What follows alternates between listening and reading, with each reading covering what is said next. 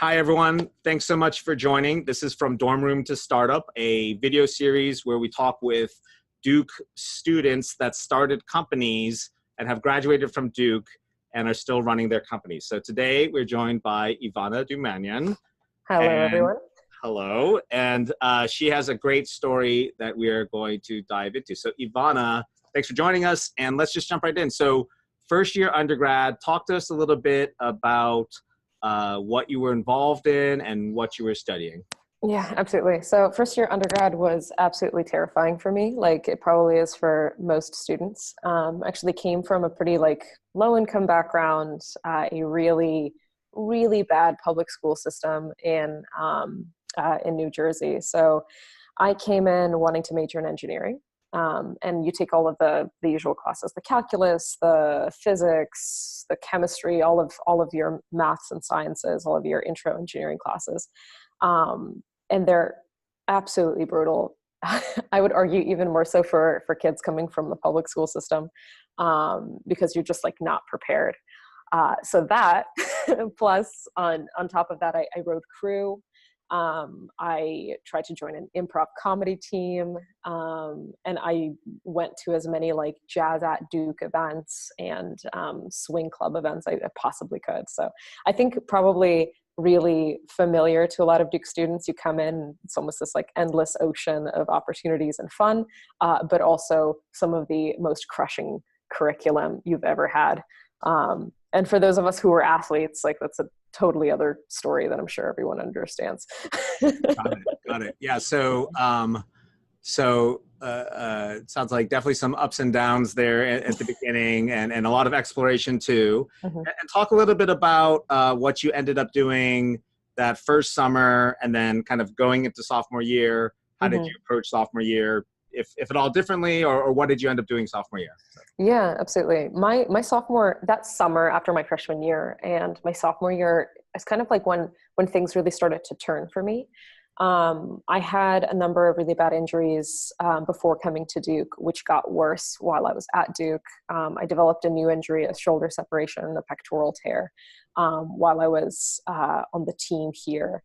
And it was after freshman year, I think I finished with a 2.7 GPA or something. And it's just on the verge of, I don't want to say flaming out, but kind of. It was really tough. It was really, really hard. And I found myself in a place where I was trying to recover from these injuries, feeling like I was really lost and disconnected from my engineering curriculum. But at that point, I started really thinking about things that I could do to keep myself healthy, keep my body healthy. And that was kind of the beginning of my exploratory period. I was doing research at Duke at the time. I was working actually at the energy lab in the mechanical engineering school, and kind of swirling all these ideas in my head. Actually doing my research project gave me this kind of renewed confidence in the fact that I could really do something and I could lead something, because the seniors that were working on the project graduated, the master students graduated, the PhD that was leading the thing ended up having a baby in the middle of it. And so it was me, this freshman, on my own, leading this project essentially with my PI, and it really kind of gave me the confidence to do so. So when I entered my sophomore year, that really started the story for my company, because I had spent the majority of the end of my freshman year and that summer really struggling through a problem, which was preventable injury hit me like a brick wall. And I started looking for ways to overcome it. And I just found myself falling into the same traps over and over and over again of re-injury, no great solutions available, seeing a PT, seeing a coach, seeing an athletic trainer, this hodgepodge of activities to remediate it because there's no continuity.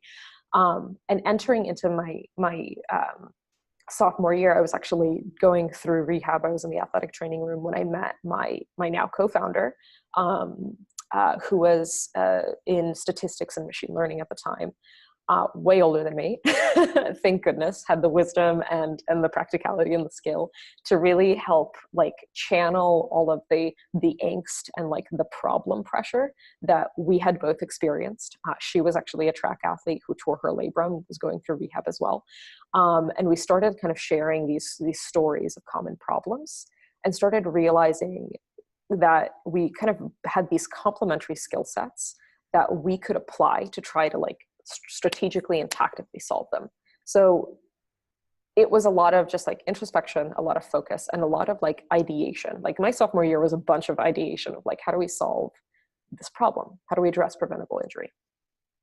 Cool. That's great. And so, and I'm trying to remember when I met you. I feel like I met you at an event sophomore fall. And I think we connected you to Rich West, or I forget the details of it. But talk to me about what happened after sophomore year, so sophomore summer, and then starting into junior year. How did this transition into more than just an idea, and what was the key thing that happened that started to turn this into something more than that?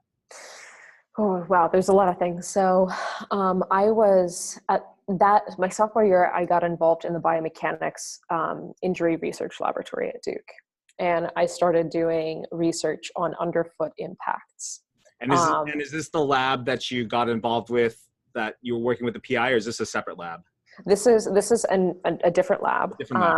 It was a lab that I joined in my sophomore year. I started really just doing research, doing a ton of reading, doing some experimentation with what causes impact-based injuries, because it's the thing that causes preventable injuries is most frequently stress on the body that the materials aren't properly adapted to handle. That's it. It's a physics problem. It's a materials problem.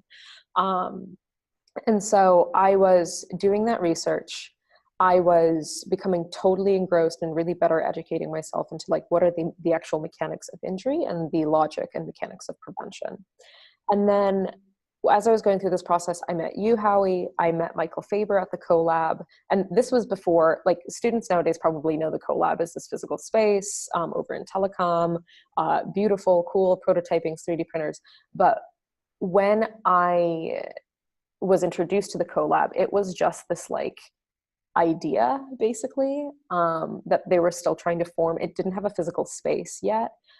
It was a program where if you had an idea to do something cool, you could apply for this grant, and they basically helped you like facilitate building your idea like into a physical thing. And that program, I think we were either the first or second grant they ever gave. So how much was? Do you remember how much the grant was? I think it was for like $1,000 or $1,500. Okay. And so I wrote up a proposal for like, I have this problem that I want to solve. Here's my proposal for different solutions that I want to prototype, and here's how much I think it'll cost. And Michael sat down with me, rang me out a little bit to make sure I was legit. And once he articulated that I was indeed insane, I got the money, and that was really a turning point for me. Myself and my co-founder, I like quit everything. I legitimately was like, okay, I'm not going to, I'm not going to do this research anymore. I'm not going to do my clubs anymore. I'm just going to row, and I'm going to do school, and I'm going to do this project because I cared about it that much. And it would have been absolutely impossible to do otherwise. So I took the grant. We started like prototyping different solutions and ideas. And as that started to develop, we got really closer to Howie, and and we learned about different programs like the Smart Home program, different types of like innovation fellowships. Like the Foundry was opening. I guess the Foundry, what would become the Foundry, opened later. We got introduced to the Melissa and Doug program. So I think it was in my junior year, we had made a ton of progress. We have developed like a business plan. I think by that time we had like actually found someone to buy our prototypes, you know? And we basically like put ourselves in a position to try to find as many resources as possible to get ourselves off the ground. So we made it. Yeah, go ahead. Well, and if you don't mind, let's talk about the kind of early version of what you created, which has, you know, changed somewhat over time. But let's just talk about at the time when you were starting, like around junior year.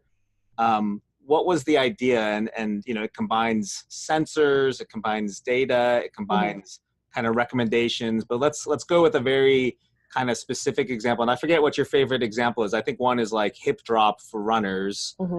So maybe we also want to just describe like a little bit about what that is and how that leads to injury. So go ahead. Yeah, I will actually use this opportunity to like look everyone in the eyes and say, the way you are probably trying to start your company right now as a student is wrong.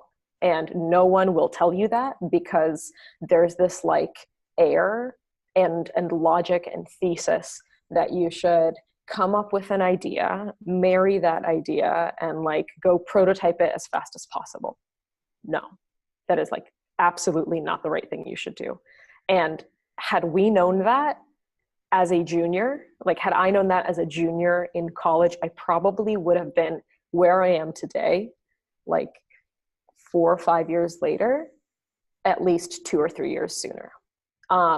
And it like literally pains me, because our most successful product right now, we could have had done much, much quicker. And I could have probably deployed as an undergrad, and it would have been like a massive hit if I had fundamentally started with the problem first and gone through the process of like identify your problem, figure out a market thesis, ideate around that thesis and ideate around that problem, and then find the simplest possible way to identify and test if you have product market fit or if you have problem market fit with the simplest product or service you could possibly put out there. So for example, we were trying to solve the problem of preventable injury is a thing that happens to a huge population of athletes.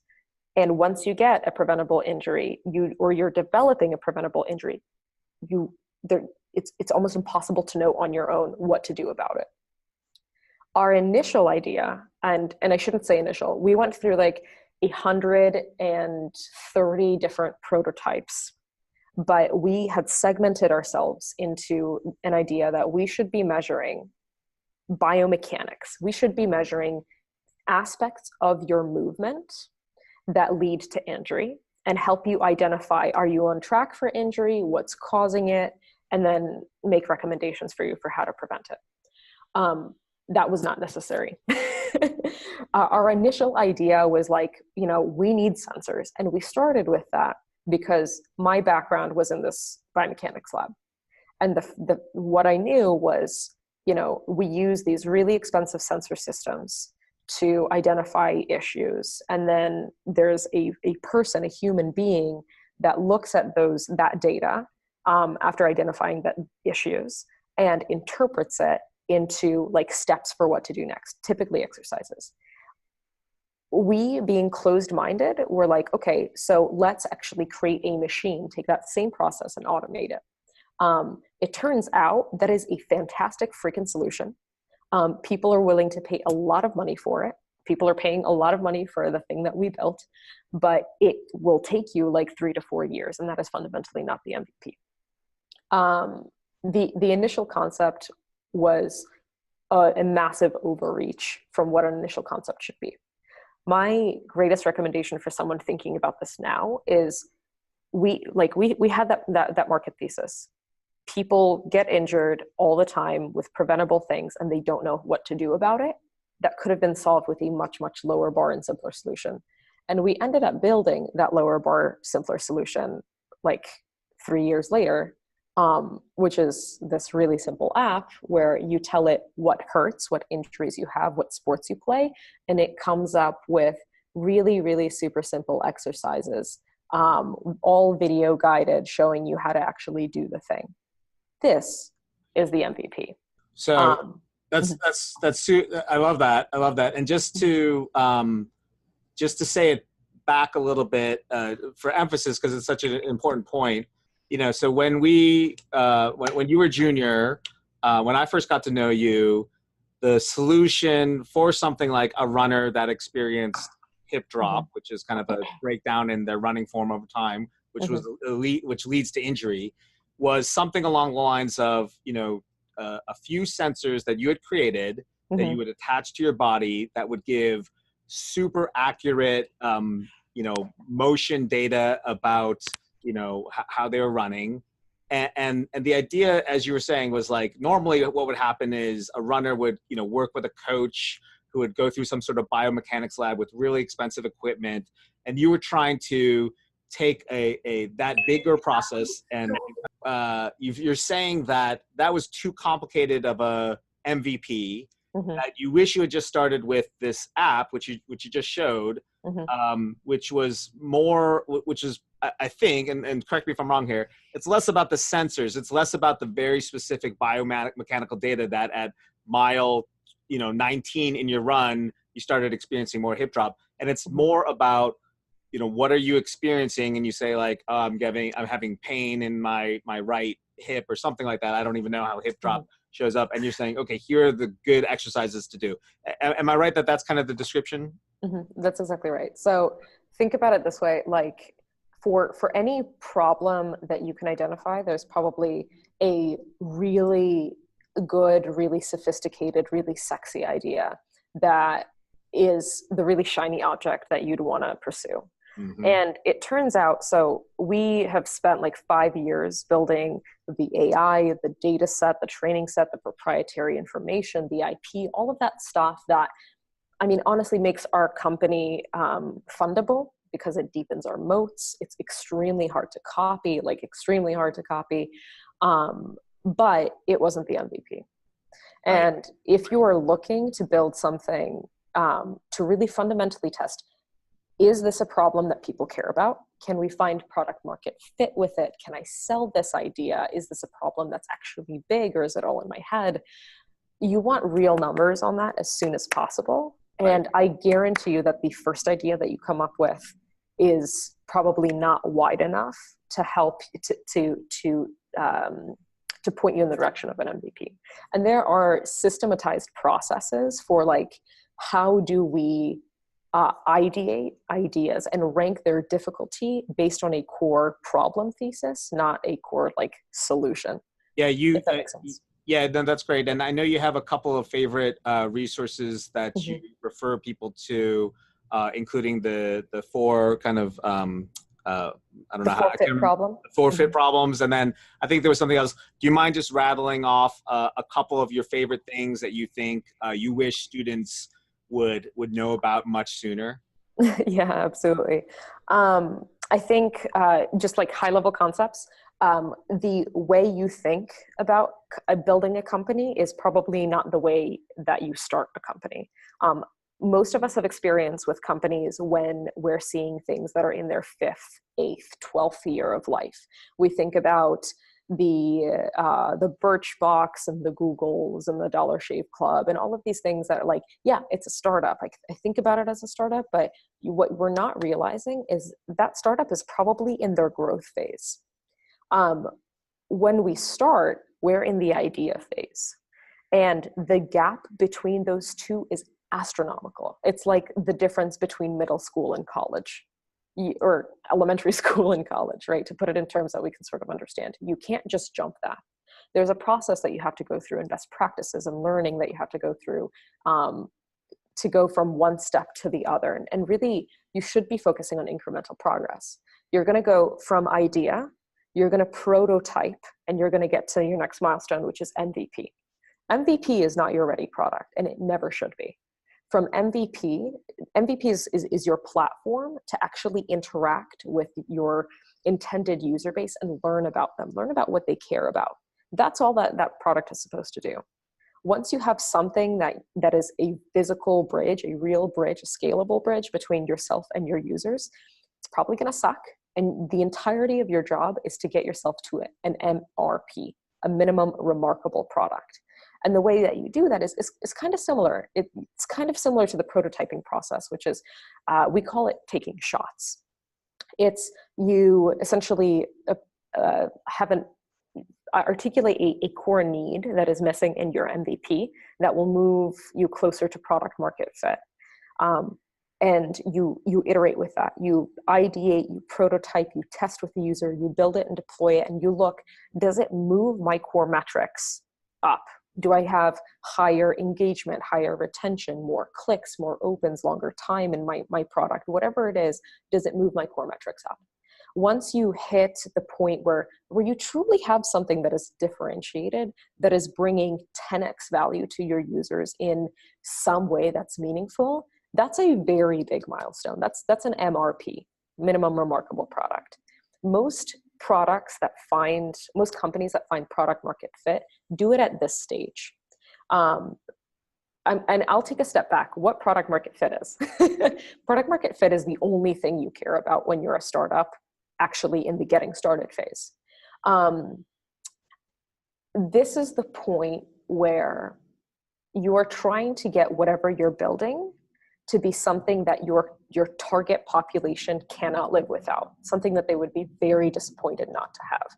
You can do that by actually asking them the question: if this MVP product that I've put in your hands is no longer accessible to you, would you be not disappointed, somewhat disappointed, or very disappointed?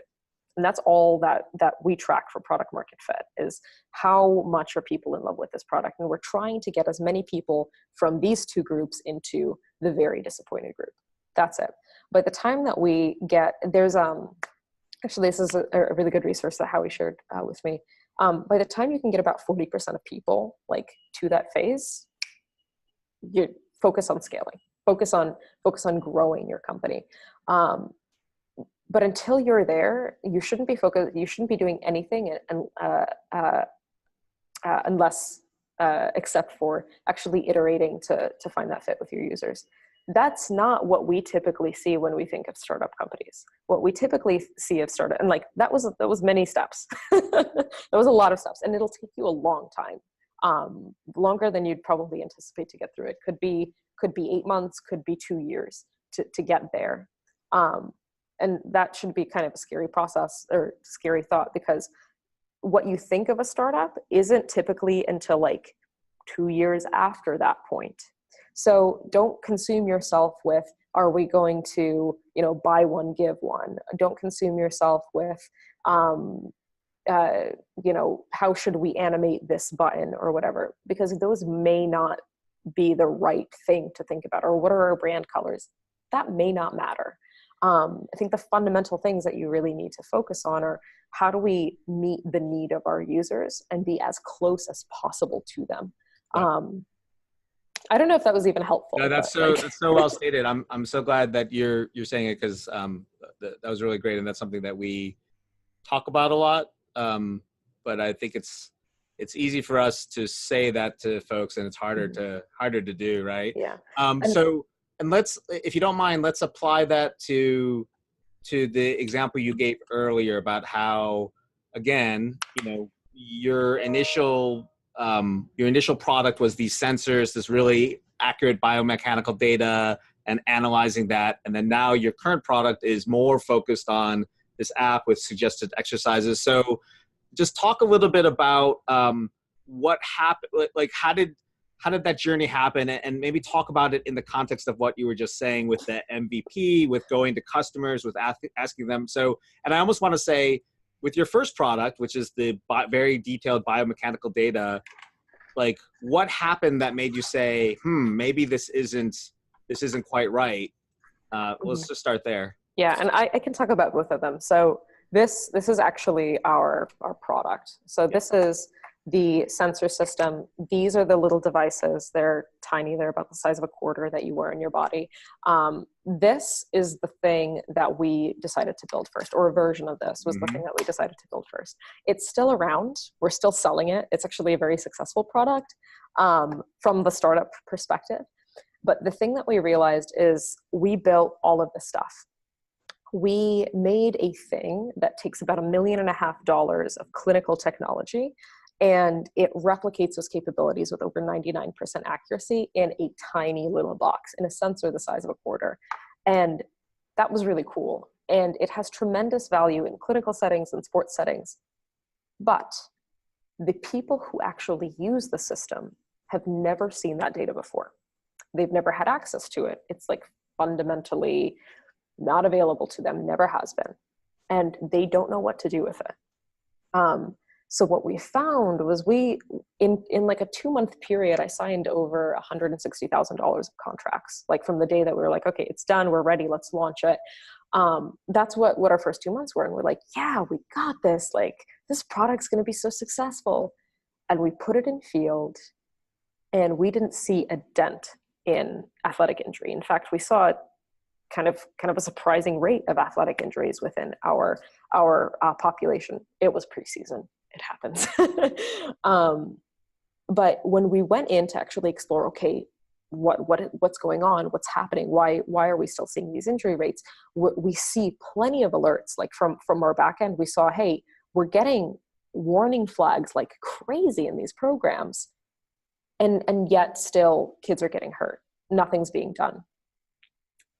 Once we went in, we actually found that it was because the people that were looking at our data were confused by it, or they looked at some of it but ignored the rest. And it was fundamentally because like they weren't actually the people that did the processing in the first place. And we made the mistake of working with the people who typically interpret that data, the people who are like clinicians and PhDs and researchers. Like, these are the people that typically look at the movement biomechanics, interpret what's going on, and then like make the programs. That's a very different person from the athletic trainer in the athletic department who's working with 80 to 120 kids. We felt that we could take this experience and just like port it down to the masses, and it would just, work, and it would be fine. It would democratize access to these tools. It would mean athletes got better care. It didn't. That fundamentally was like the problem, that we worked with programs to build the technology that had access and had a very, very close bridge between those researchers and interpreters and the people who were the practitioners. Once we started selling, we realized that gap in most other programs was like this big, and most teams couldn't bridge that. And that's what led us to build the application. So we actually took our fundamental system, our foundational framework for taking in sensor data, interpreting what's going on with it, finding the risk factors, and just presenting the risk factors. And we went and we built another layer on top that says, now that we know what the risk factors are, here's how a trained National Academy of Sports Medicine certified clinician would interpret that. And so what we have done is we realized that for our target audience, the product wasn't ready. But as we started, the really cool thing is, as we started building it and interviewing athletic trainers and athletes and kind of all of these kind of constituents that were interacting with the physical product on any given day, we realized that one, the athlete and the athletic trainer really frequently needed the exact same thing. That made our build actually really, really easy, because we could focus on a core set of features really, really well. The second thing that we realized was, in a large number of cases, we could actually use that artificial intelligence framework, that decision-making framework, without having the biomechanical data, without having the sensor data.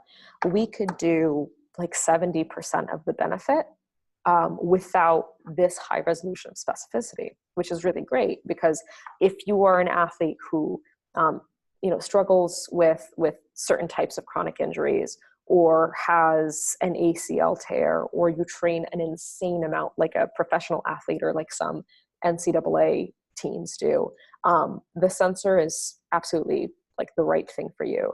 But in a lot of cases, and we saw like a lot of cases, we could offer benefits to our users that were substantially equivalent, just understanding a smaller subset of variables from them. So those would be, what sport do you play?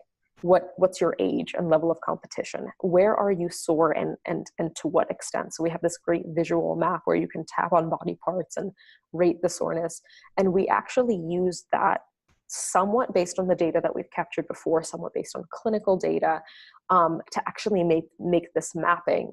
And that's a proprietary piece of technology to us that could bridge the gap between your perceived data and what we could possibly, or like your perceived feelings and the possible challenges that you're facing. And with that, we can provide exercises to you that are specifically tailored to your body. Yeah.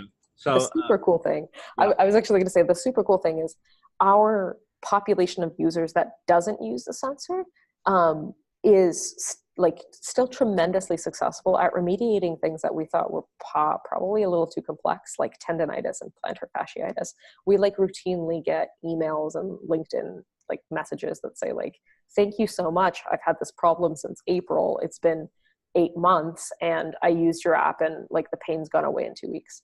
And it's like, we never would have known that, you know? Right. Yeah. So, and thank you. Wonderful explanation. And at the risk of putting your app on the spot right now, be able to just show it up. And obviously it's not going to be the highest resolution, but show like, again, we're going with the hip drop example, or maybe something else. Like, could you show us just the process of like tapping on the area that hurts and then showing us like, what is the exercise that it's recommending? Yeah. So the process is really super simple. I get a couple of questions in the morning. That's like, what's my mental readiness? How well did I sleep? Things like that. But then I go through and I just have this kind of set of body parts that I can select from to choose my soreness or identify my soreness. And let's say I go through and I can select what's bothering me. So you just basically tap on the body part and it highlights it. And then I can tap on that button and right below it asks me to rank how I'm feeling.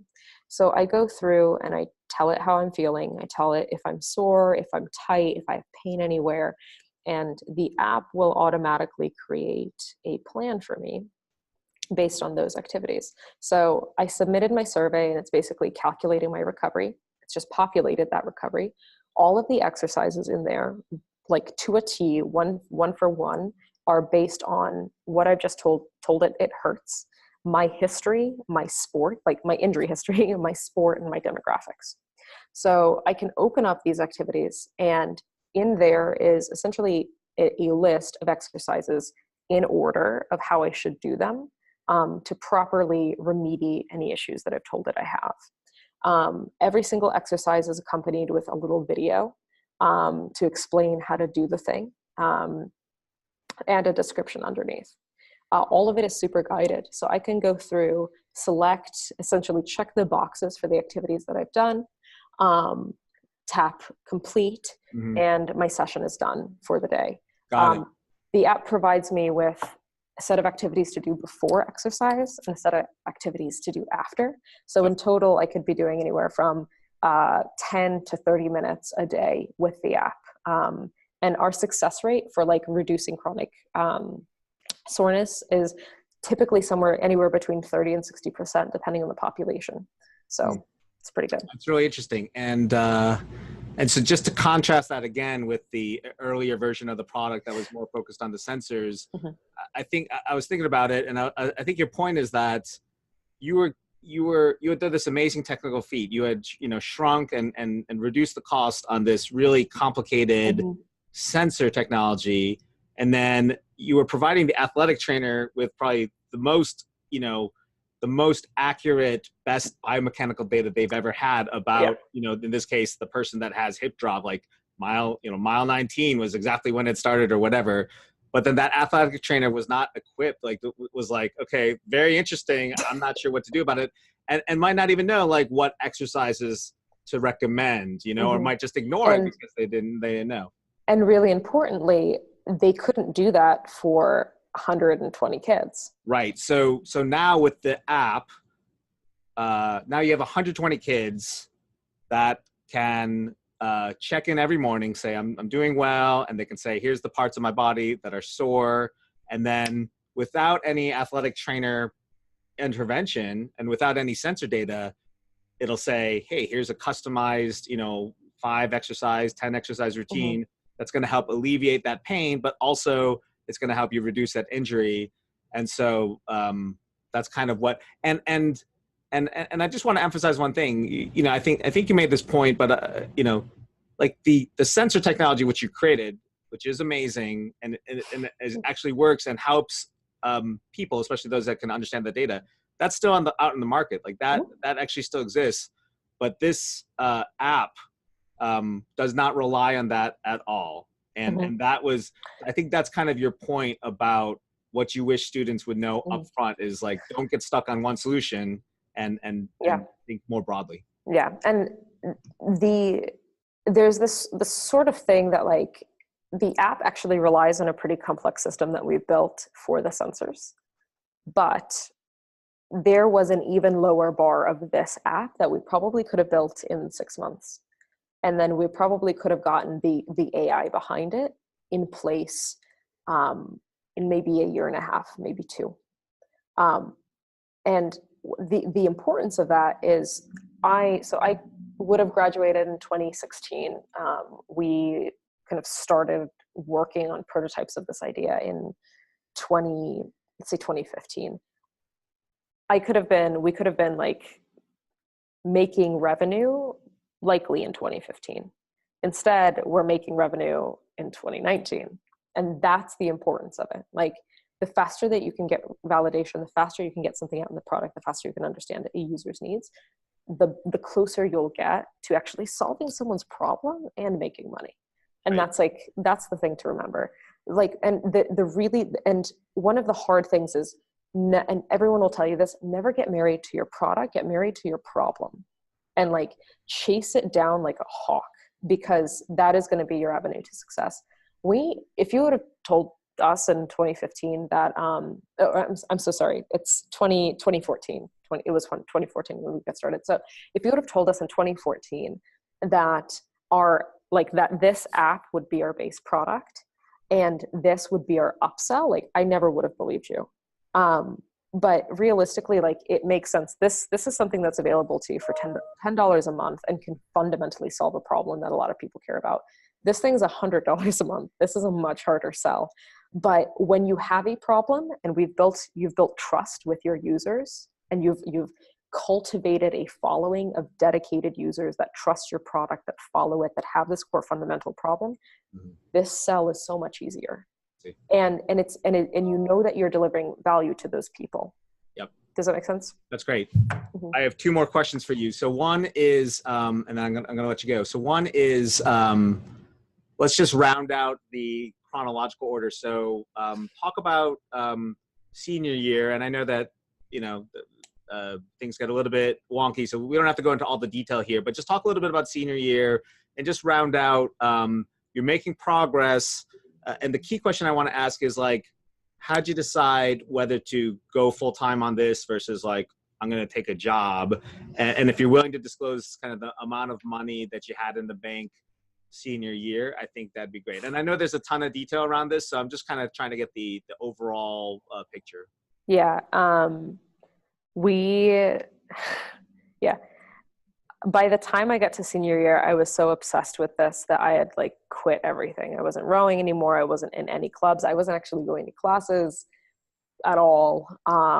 But the process for me was really simple because I was so incredibly motivated. Like I could see myself spending the rest of my life solving this problem.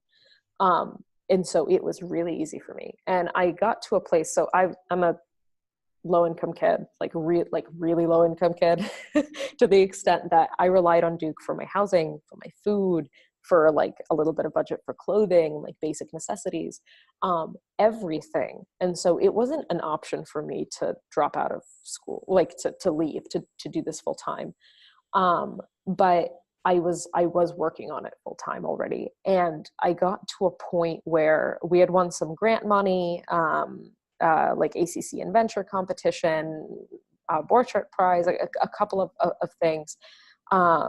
and I had like taken the leap to actually hire people. And I was like, listen, we're going to hire people. We're going to expedite our process of development. And I'm going all in on this. And so my all in was while I was in school, not attending classes, just trying to get ourselves to revenue so that I could like physically live on the other side of it.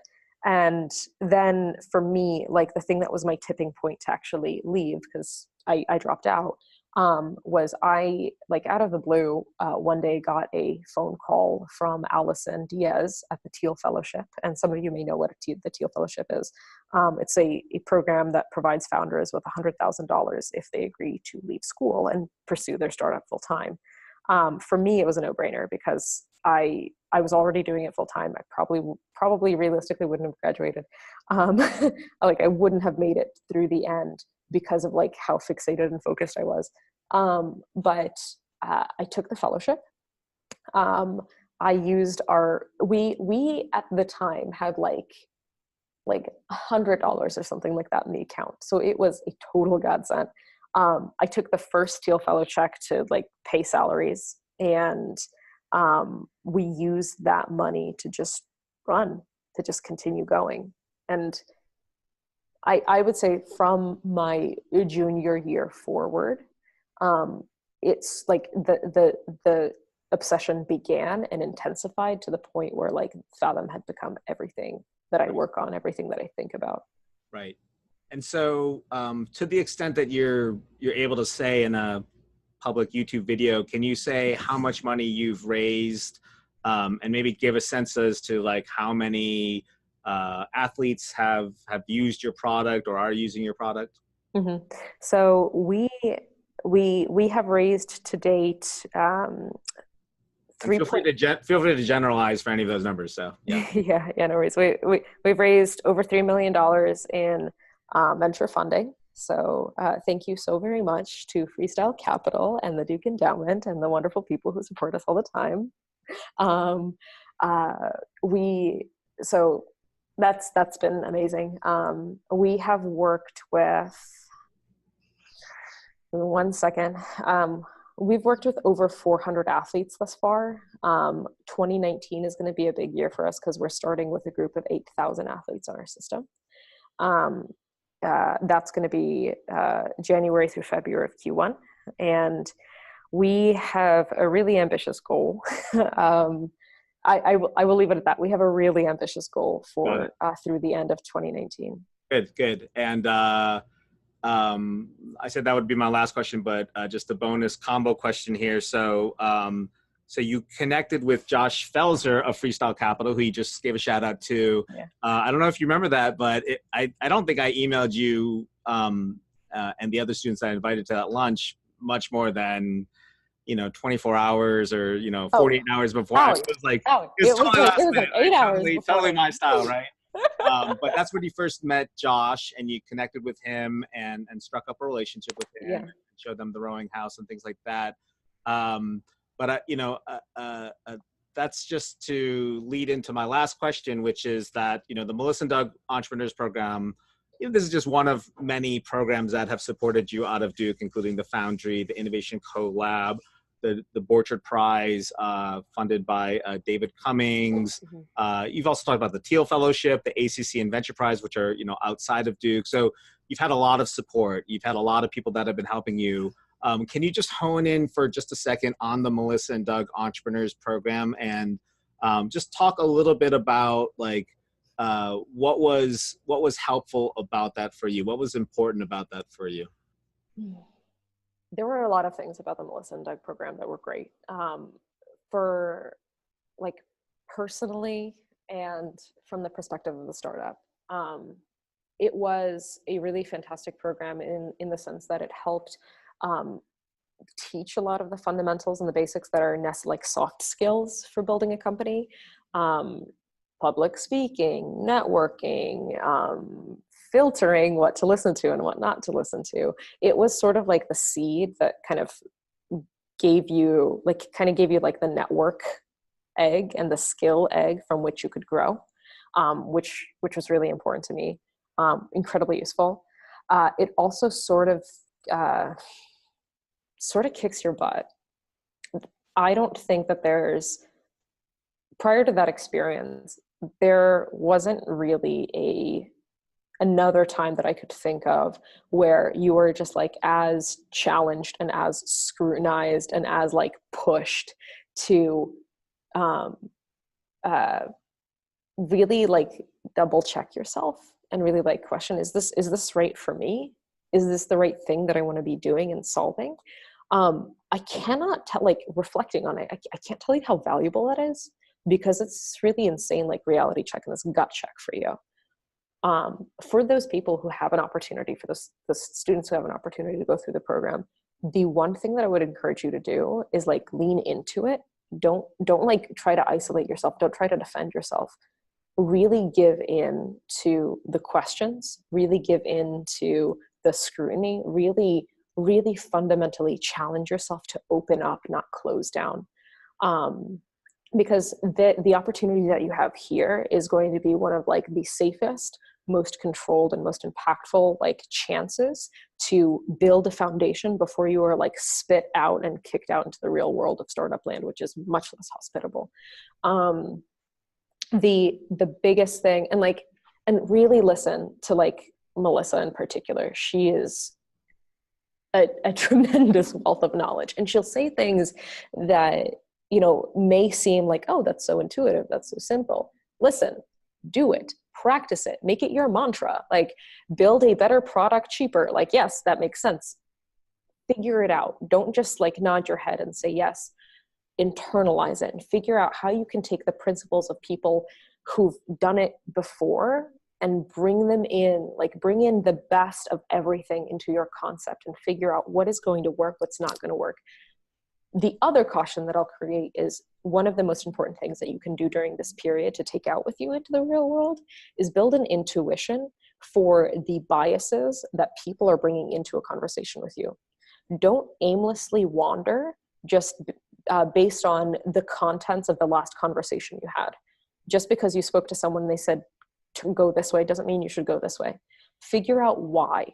Take the time to get to know the perspective, the background, the headspace of the person that you're speaking with, to understand where their insights and where their recommendations are coming from. If someone is giving you recommendations about an app, but they're like, they've only worked in FDA certified medical devices, maybe not quite as relevant. Figure out, or not all of their advice is quite as relevant. Figure out what are the tidbits, what are the principles, what are the concepts that you want to take forward. Like, that was an amazing training ground for me that I think has served me tremendously. Like the soft skills, the hard skills, the scrutiny, like lean into it, make the most of it. That's great. And just my bonus question here, but then we'll say goodbye. You know, you had, you know, one of the things that we do in the program is we connect people to a lot of conversations. So I mentioned Josh, you mentioned Melissa, you know, who you talked with, you know, a number of times. I know Scott Albert was a really good mentor for you. Do you have an estimate as to like, you know, I think what you're saying in part is that in Melissa and Doug, you talk to a lot of people and you're getting a lot of input, and it's kind of like a safe environment to get a lot of input. Do you have a sense as to like how many people you talked to that year through the program roughly? And then maybe how many people you talked to, like give a contrast between that and like maybe how many people you talked to like the year before about kind of starting a company? Yeah. And this is going to be a great number. I don't remember the exact amount, but it was like a number on my slides when I gave my final presentation. I think Howie connected me to over like 150 people. I had like 150 different and more, because I did follow-ups with a lot of these folks, conversations.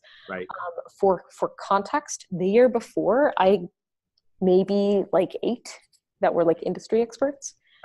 Of those people that I talked to in that year, what is it, 2-3 years later, I think that I actually stay in contact with 3, and like be prepared for that. 150 to 3 or the 8 to 3? 150 to 3. 150 to 3, right? Including like, probably Josh. Including Josh. That's probably one of them, right? Yeah, absolutely. And it's like a lot of people kind of fall off in the course of life, right? Yeah, but it's like that's a great thing, because you're going to have an opportunity to get many perspectives, but to get one person that continues to be like a phenomenal fit for you Yeah. can take years. I walked out with 3. Right. And that's like, those folks are going to be so pivotal for you and to you when you find Right. someone who's like a fit for a mentor. Right. Like that can be a relationship that lasts throughout your lifetime. Yeah. Good. Well, Ivonna, thank you so much. I know you've got to run. I've got to run. It was great to chat with you. Okay, well, thank you so much. All right, thanks, Howie.